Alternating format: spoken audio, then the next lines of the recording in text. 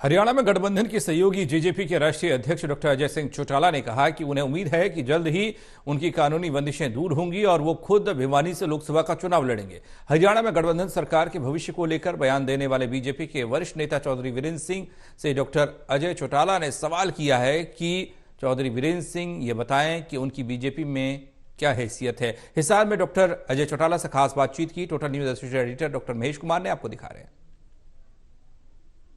Party के राष्ट्रीय अध्यक्ष डॉक्टर अजय सिंह चौटाला इस वक्त हमारे साथ बने हुए हैं। अजय सिंह चौटाला जी, भिवानी के कार्यकर्ताओं के बीच तो आपने हौसले के साथ ये कह दिया कि भिवानी का लोकसभा चुनाव खुद डॉक्टर अजय सिंह चौटाला लड़ सकता है, क्या कुछ आगे की तैयारियां हैं? वो तो कोई कानूनी पेचीदगियां है, शायद फरवरी माह में उससे मुक्ति मिल जाए। अगर उससे मुक्ति मिल गई तो मैं खुद लड़ूंगा, अदरवाइज दिग्विजय को लड़ाएंगे। ये एनडीए का हिस्सा आप हैं, ये भिवानी में बयान आपने दिया, लेकिन गठबंधन को लेकर क्या कुछ स्थिति अब तक स्पष्ट हो पाई है? वो तो चुनाव के दौरान ही हो पाएगी। जब चुनाव आएगा तभी निर्णय होगा।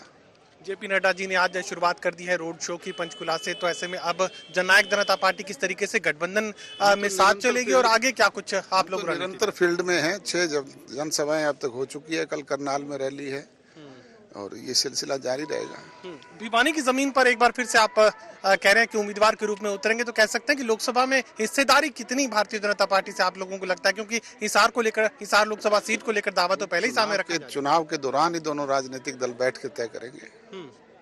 ये चौधरी वीरेंद्र सिंह जो हैं वो गठबंधन को लेकर सबसे ज्यादा शक उन्हीं को रहता है। मैंने अनेक बार पूछा भी है, आपसे भी पूछ लेता हूँ कि चौधरी वीरेंद्र सिंह की हैसियत क्या है।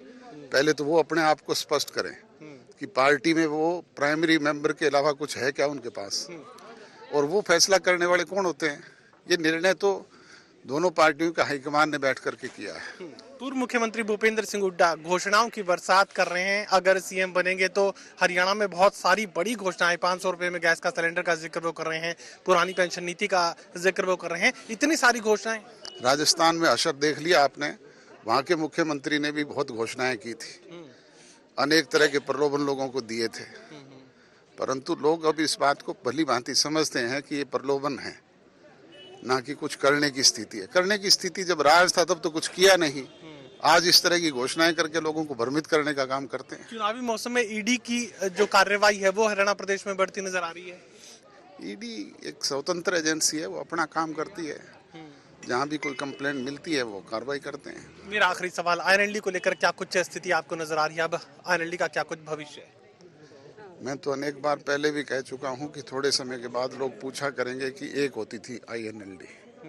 चलिए, बातचीत के लिए शुक्रिया। डॉक्टर अजय सिंह चौटाला सात ओर से ये कहने की कोशिश कर रहे हैं कि आईएनएलडी का कोई भविष्य अब हरियाणा प्रदेश में नहीं बचा। और रही बात भूपेंद्र सिंह हुड्डा की तरफ से की जाने वाली घोषणाओं की, तो वो साफ ये कह रहे हैं कि इन घोषणाओं का कहीं कोई मतलब नहीं है। सहयोगी कमल के साथ doctor Mahesh Kumar, total news Hisar.